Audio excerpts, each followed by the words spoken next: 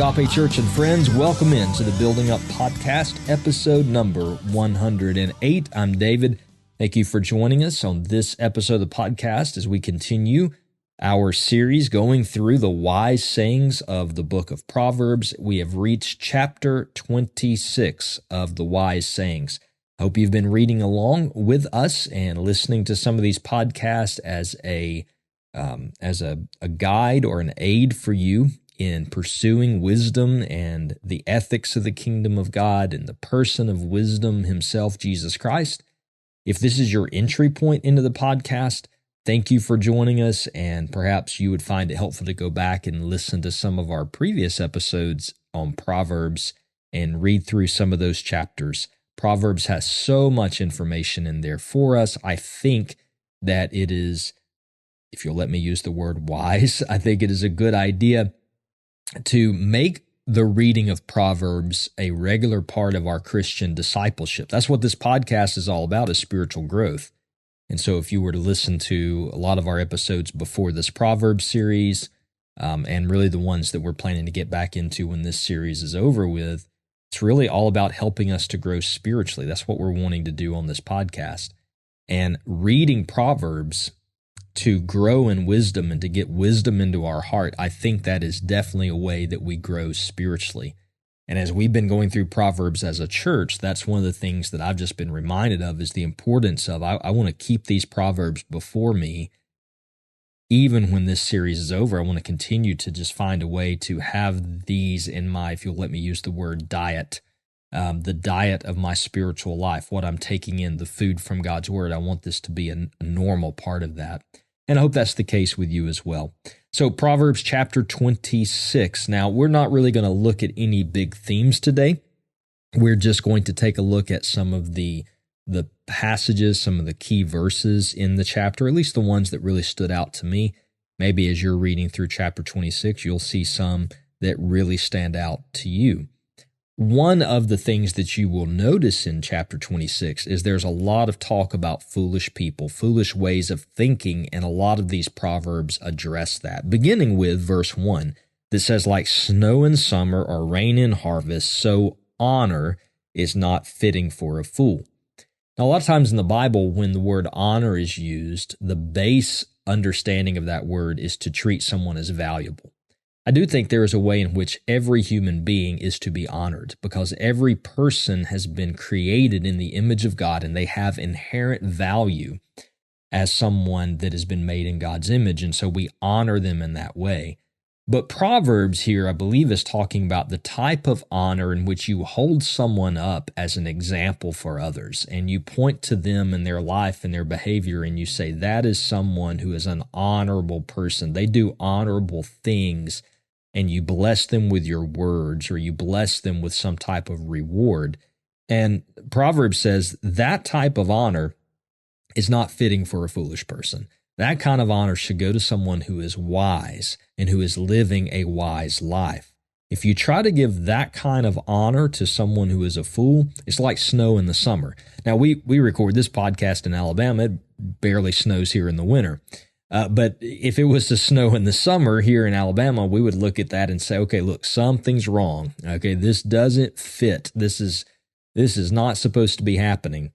And so that's the idea. It just doesn't make sense to honor a foolish person for their foolishness. It doesn't make sense to hold them up as an example. Our culture does this all the time, right? Because one of the sins of our culture, according to Romans, is we approve of that which God doesn't approve of. We approve of that which God says is wrong. And foolish people live foolish lifestyles that are against God's commands. So we don't want to honor them for those things that they're doing. But even in a sense of a good motive, I'm the kind of person who, trying to make relationships with someone, trying to make inroads into someone's life that maybe I have the opportunity to speak into their life and invest in them, I always look for things about them that I can affirm and ways in which I can encourage them. And when you're trying to do that and build relationships, because you don't want to be someone who's a critical person, right? So maybe you have a family member who's You're trying to just stay in touch with. You're trying to develop or maintain a relationship with them that is very profitable and good. And sometimes it can be very hard when they're living in a way that you just don't approve of because God doesn't approve of it. And so you look for ways to encourage them and affirm them and help them. Well, I think that's good and right. We just have to be careful that we don't affirm their foolishness. We have to be careful that we don't say that's good when they are thinking in ways and acting in ways that are not good. Because at that point, we're really just flattering them, and that's not helpful to them. So we don't want to honor a fool who is living out their foolishness. We can look for ways to encourage them and love them and be kind to them that is not honoring their foolish behavior. That is not wise, according to Proverbs. Now we go to verse 4 and 5, which continues on this theme about interacting with someone who is living out their foolishness. Verse 4 says, "Answer not a fool according to his folly, lest you be like him yourself." Verse 5 says, "Answer a fool according to his folly, lest he be wise in his own eyes." Now, this initially looks like these are contradicting proverbs. I think there's two ways to approach them, and both have merit. The first way is to understand that Proverbs is saying sometimes you need to respond to a foolish person and address their folly. And sometimes you don't need to do that. Sometimes you just need to stay silent. And it takes wisdom to know which one is which in any situation. It takes wisdom to know, I need to speak here, I don't need to speak here. I need to address this, I don't need to address this. That takes discernment and wisdom from the Spirit of God, and I believe He will give that to us when we ask. At the same time, I think another approach to these passages is to realize that they're probably pointing us to the character of the way that we answer a fool. So we should not answer a fool who is living out his foolishness in a way that we become like them.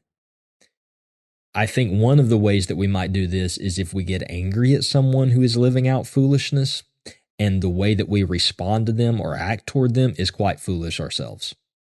I found myself many times in raising children in which, I go to discipline my children, I go to say something to them or correct them, and I lose my temper in doing that, and I end up saying things in such a way that really is just not helpful.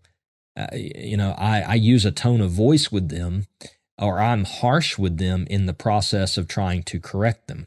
I'm not talking about being firm. I think we should be firm when we're disciplining our children.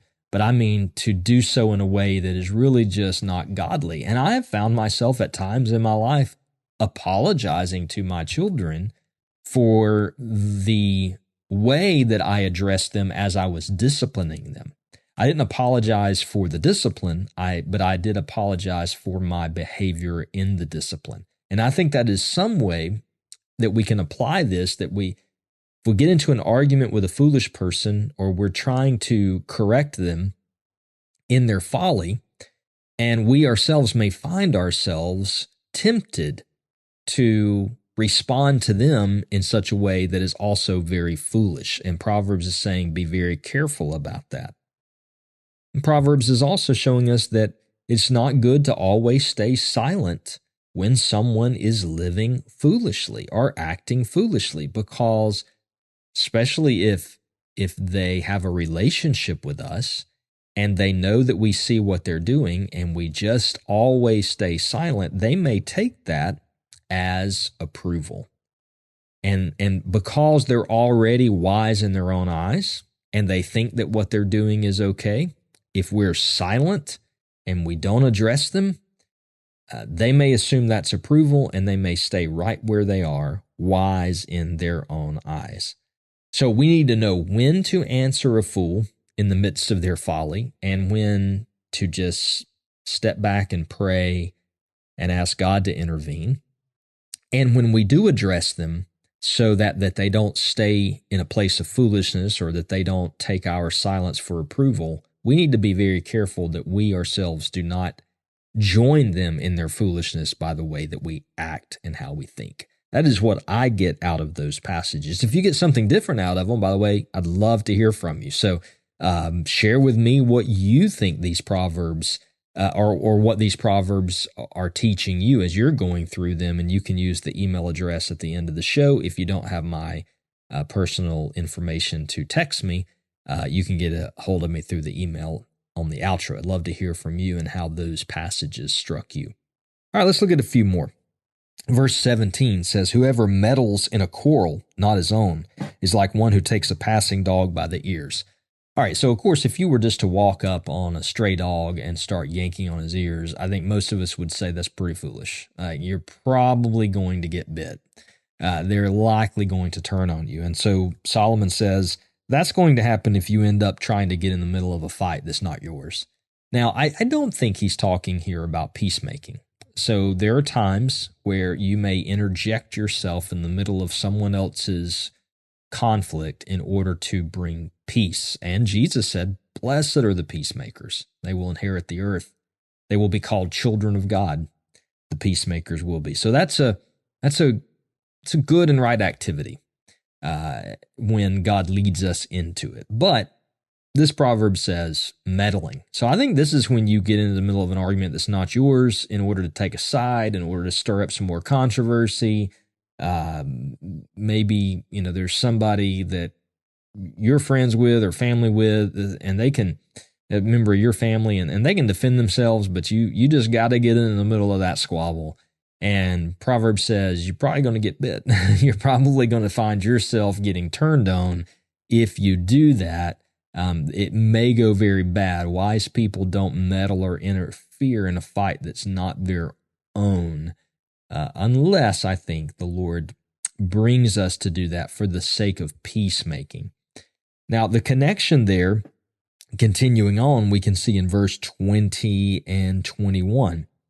And I think this is some of the kind of meddling, right, that Proverbs is warning us against. For lack of wood, the fire goes out, and where there is no whisperer, quarreling ceases. All right, so you can put out a fire a couple of ways, right? So you can pour water on it. When we go camping and we set a fire, a lot of times what we'll do is when it's time for bed, we'll just let the fire go out. We just stop putting anything on it. And when we stop putting anything on it throughout the evening, the fire will just eventually go out. It won't burn anymore because you're not putting anything on it to keep it going. Proverbs says this is one of the ways that you stop a quarrel. You just stop talking about it. You don't whisper. You don't gossip. I think this is, in some ways, this is at least an example of the kind of meddling that we might do. We might meddle in a fight not our own by gossiping about it. And Proverbs tells us that is going to keep the fight going. As a matter of fact, we see that in verse 21. As charcoal to hot embers and wood to fire, so is a quarrelsome man for kindling strife. There are people who just enjoy conflict. They enjoy seeing conflict, and they interfere, they meddle in a fight not their own to try and keep it going. And Proverbs says it is wisdom to not do that. And most of the time, if people stop the gossip, you will see a quarrel die down. You will see it go out. Why would we gossip and whisper? Well, it could be that we're that person who enjoys seeing a fight. But verse 22 tells us that it could be that everybody just likes gossip.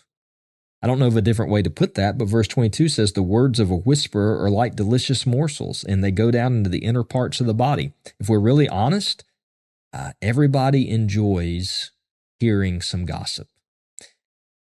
Even if you wouldn't use the word enjoy, everyone is intrigued by hearing some gossip.